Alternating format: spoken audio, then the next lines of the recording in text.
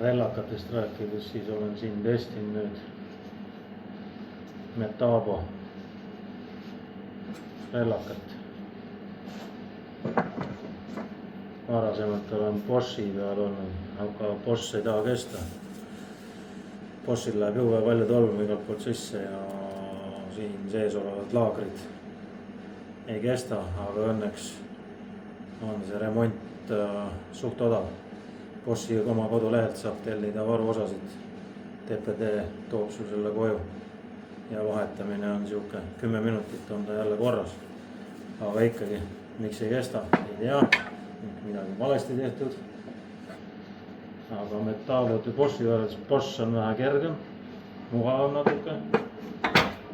Metabo on veel raskem, aga see on nüüd aasta aega pannud nii, et ja häda ei ole mitte midagi.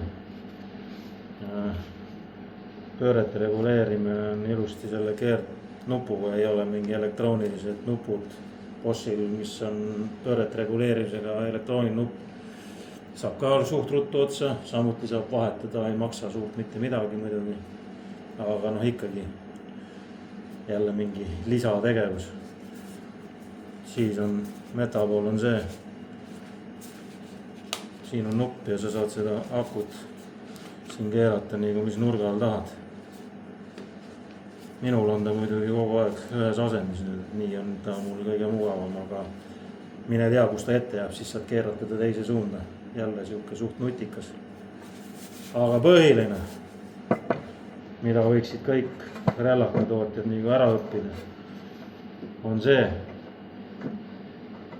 et selle tolmu katte eemaldamiseks ei pea seda fucking seibi siit ära võtta. Vaid see auk on tehtud nii suur, et ta tuleb üle selle seibi. Nii.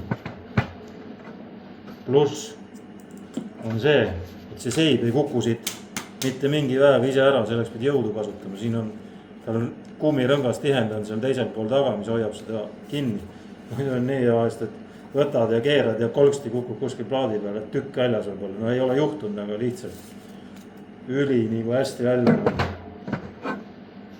Teistel relladel ma ei tea, et mõnel tootjal veel on sarnane asi, aga nii palju kui ma neid Dewalt ja Bosch Makitasid kõike proovin, kõigil on vaja see, siis võtad selle alusseibi ära, siis saad katiku maha, paned tagasi.